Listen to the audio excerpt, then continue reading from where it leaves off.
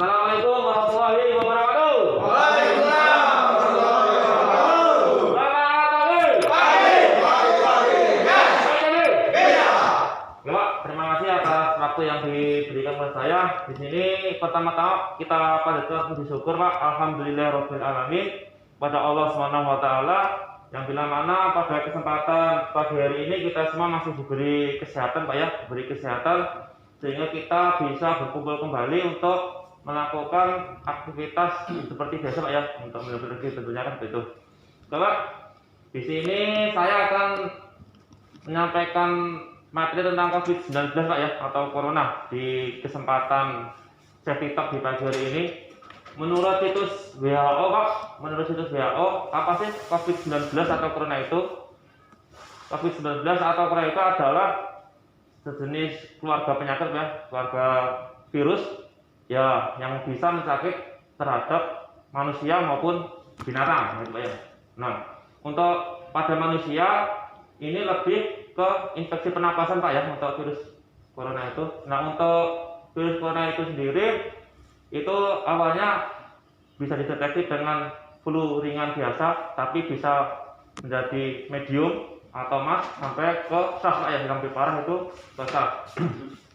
Ya Pak, kita update dulu, Pak ya, update terkini masalah COVID-19 secara global, Pak. Secara global atau dunia itu sudah mencapai 15 juta, Pak ya, 15.785.641 orang itu secara dunia.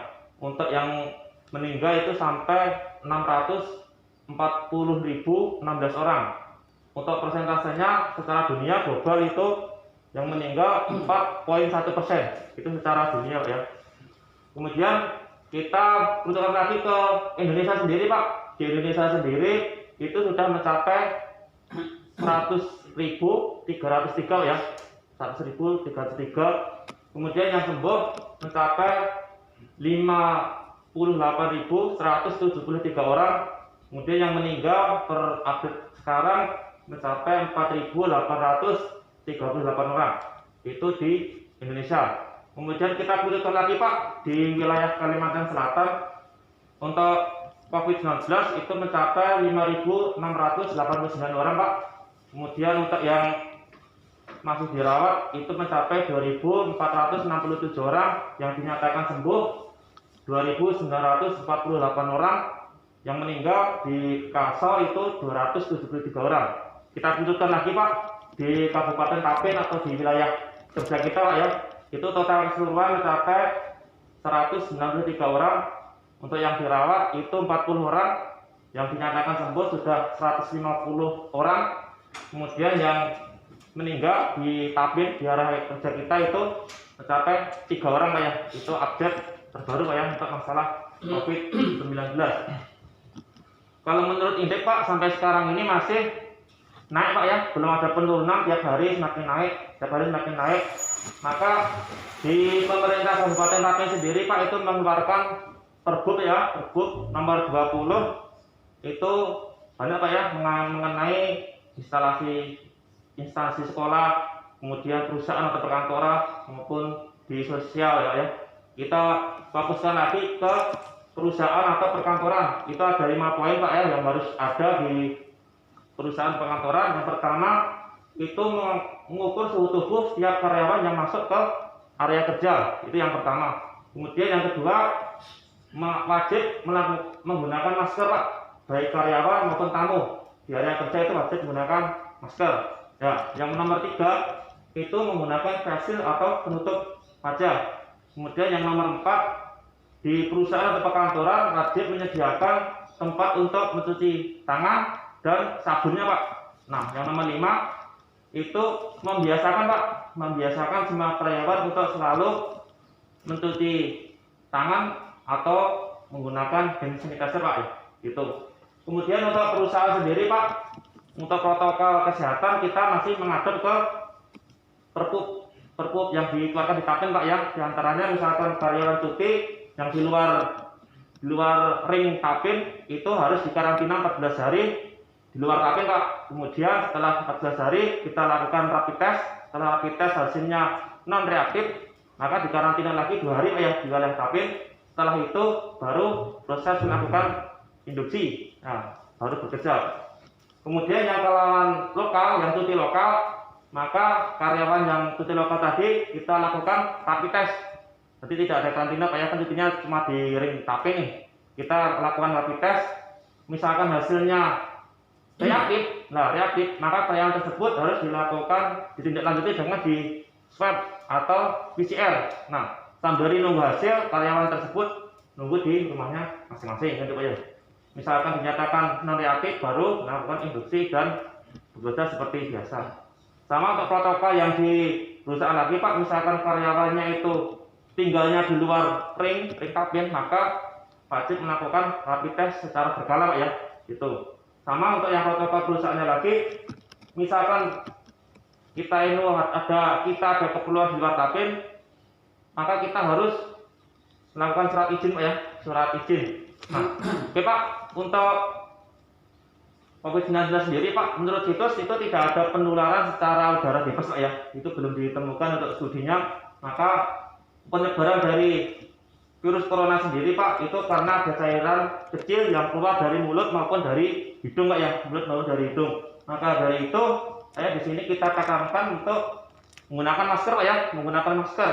Nah, sebab apa? Karena kita nggak sengaja, kita megang handle, kemudian kita bucek mata, hidung atau mulut, kan kita tidak sengaja. Makanya untuk mengantisipasi, kita menggunakan masker ya, kita menggunakan masker. Contoh penggunaan masker yang benar Pak, bisa dilihat saya Pak ya. Ini yang pertama yang benar, harus menutupin hidung, mulut, sama dagu Pak. Nah, sama tidak ada celah antara pipi dengan mulut dengan hidung Pak ya. Ini harus rapat. Nah, itu penggunaan masker yang benar Pak ya. Sama untuk yang penggunaan masker yang salah Pak, ada 3 juga Pak. Jadi maskernya dagunya kelihatan, itu salah. Yang pertama. Yang kedua, hidungnya kelihatan, salah 2 itu Pak ya. Kemudian yang nomor 3, naruh maskernya di dagu, nah itu salah lagi Pak. Yang lebih parah lagi naruhnya di leher, itu lebih ekstrim lagi Pak ya. Itu penggunaan masker. Oke Pak, untuk masker sendiri menurut WHO Pak, kita ada syarat Pak ya, syarat masker yang kita sering dipakai kita cuma sini kan kebanyakan menggunakan kain Pak ya, menggunakan kain. Untuk WHO sendiri di situs WHO, kalau kain minimal ada 3 plek ya, ada 3 plek. Ini contoh 1 plek Pak, ini tidak rekomendasi Pak ya. Ini contoh 1 plek, ini tidak rekomendasi. Kemudian yang 2 plek juga tidak rekomendasi juga Pak ya. Ini contoh masker yang 3 plek Pak. Nah, 3 plek sendiri harus ada syaratnya juga Pak. Yang bagian luar itu tidak boleh material yang tidak ada seratnya. Jadi cairan atau apa tidak mudah masuk Pak ya, tidak mudah masuk, ini tidak ada seratnya yang bagian luar. Kemudian yang bagian tengah itu yang filternya sebagai filter. Kemudian yang bagian dalam Pak, itu harus yang bisa menyerap cairan maupun cairan yang keluar dari mulut atau hidung itu harus mudah terserap. Itu yang bagian dalam, sisi dalam. Sebenarnya kalau masker kain ini Pak masih kurang Pak ya, untuk proteknya masih sekitar 40 sampai 60%. Untuk yang masker yang 80% up itu sebenarnya yang masker di N95 Pak. Kalau N95 itu memang mahal Pak ya, maka yang lebih bagusnya daripada kain itu yang bagus yang N95 karena untuk mesnya ukurannya lebih kecil Pak ya itu.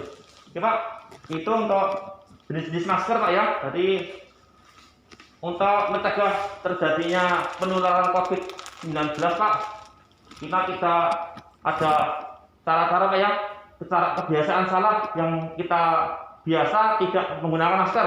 Ini yang kesalahan yang pertama, oh ini teman kerja saya, berarti nggak apa-apa kita menggunakan masker, ini salah ya.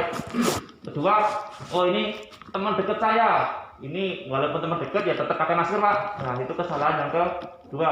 Dan nomor 3, oh ini kerabat saya, jadi saya tidak menggunakan masker. Maka dari itu kita harus menggunakan masker di setiap saat Pak ya, untuk menambah atau mencegah COVID-19 Pak ya. Mungkin itu Pak ya, sedikit yang dapat saya sampaikan, semoga bermanfaat. Kami akhiri, assalamualaikum warahmatullahi wabarakatuh. Waalaikumsalam warahmatullahi wabarakatuh.